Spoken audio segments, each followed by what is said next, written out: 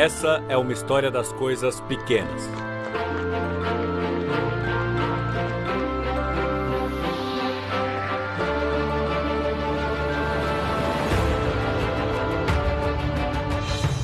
Tudo fica muito pequeno aos pés de um dos vulcões mais perigosos dos Estados Unidos. E lá no topo, a maior geleira do país dá à luz 6 rios.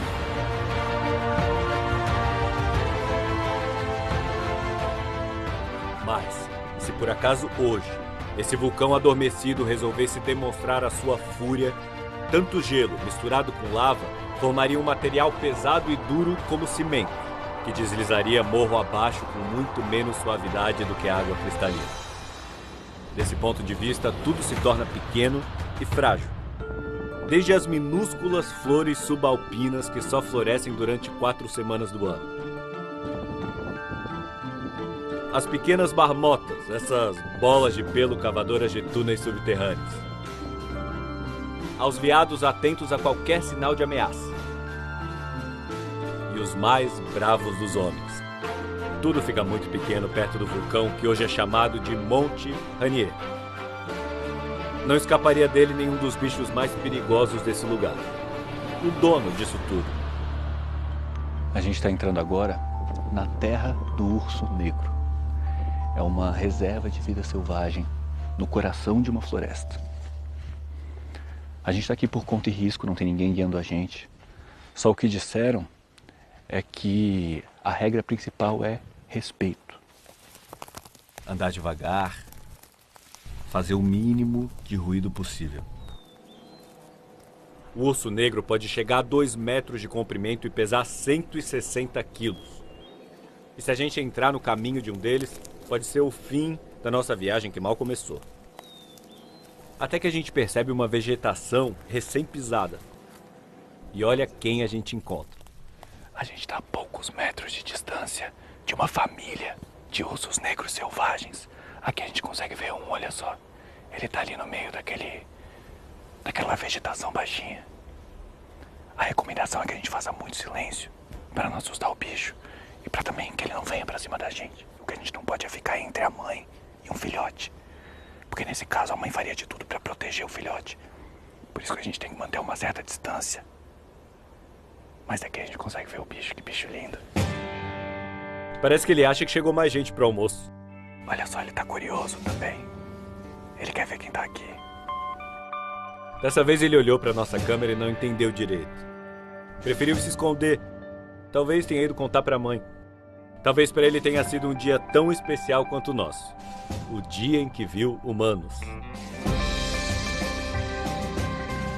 Talvez os únicos que ele já tivesse visto por aqui usassem um uniforme como esse. Os guardas florestais patrulham a região que é um parque nacional. A área em torno do vulcão é selvagem, mas tem fronteiras bem delimitadas. Para os povos nativos, também havia uma fronteira.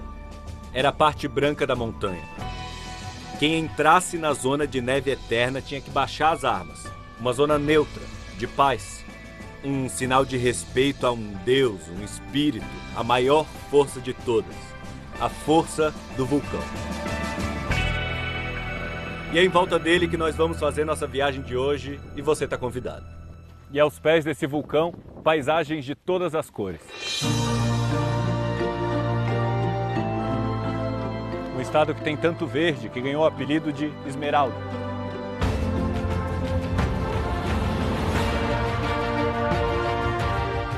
Agora, não espere ver nesse programa a Casa Branca do presidente americano. A cidade de Washington, capital do país, fica lá do outro lado dos Estados Unidos. A gente está na esquina oeste, no estado de Washington. Agora, os dois ganharam esse nome pelo mesmo motivo. Em homenagem ao primeiro presidente americano que hoje estampa a nota de $1, George Washington. Bem-vindo ao estado de Washington, a Esmeralda americana. E aqui há segredos que os americanos querem guardar só para eles. Uma floresta úmida que ficou intocada por 5.000 anos. E o que se formou em volta das árvores deu para ela um ar de mistério. Esse aqui é o portal de entrada. E essa aqui é a Sala dos Musgos.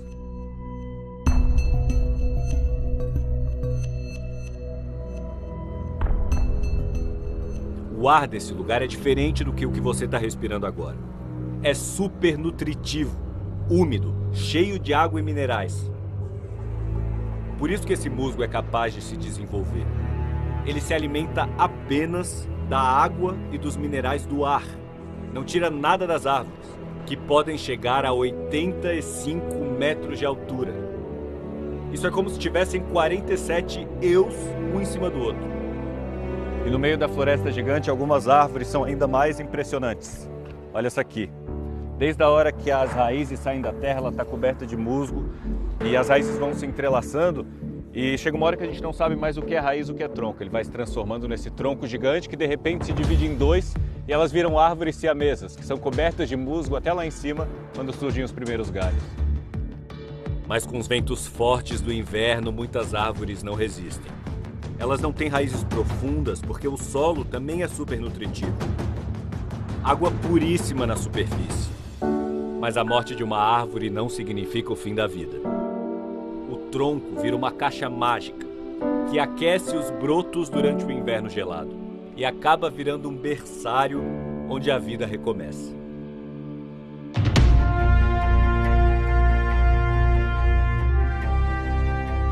Na tentativa humana de imitar a natureza, esse é o tesouro de Washington.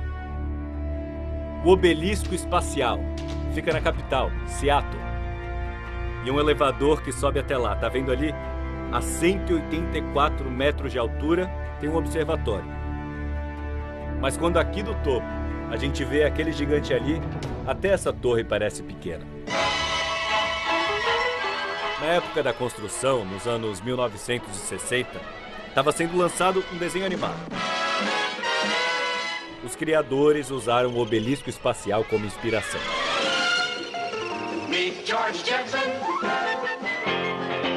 Seattle é hoje uma cidade futurista, uma esmeralda entre as capitais americanas. É progressista, tenta crescer sempre de maneira sustentável. Os negócios na internet têm mudado a cara da cidade, que valoriza a natureza e a arte. É berço de vanguardas que mudaram a história da música.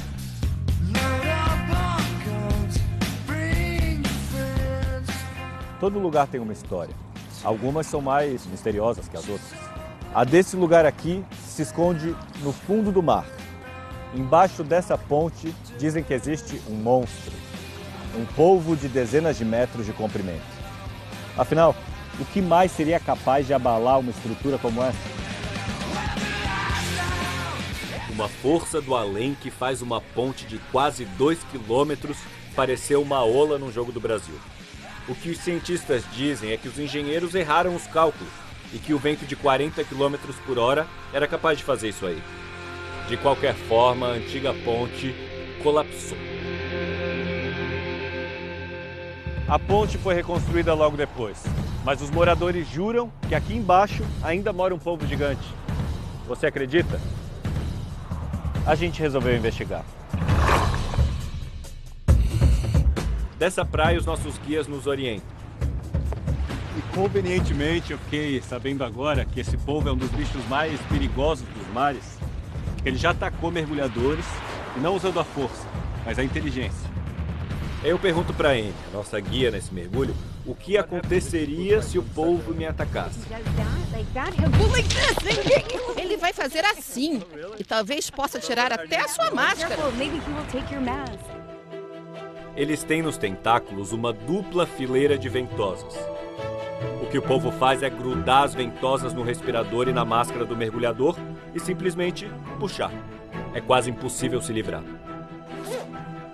Bem, é atrás desse bicho aí que a gente vai agora. A água é gelada e vai ficando cada vez mais escura. A visibilidade aqui é muito baixa. A gente não consegue ver muito na frente porque tem muita alga. As algas se proliferaram porque é verão aqui. Então a gente tem que ser muito cuidadoso. Parece até que a gente está mergulhando à noite. Mas de repente, um balé na escuridão. E à medida que a gente chega mais perto, parece um jardim. A anêmona é a flor. É incrível que a gente pode encontrar num lugar tão gelado.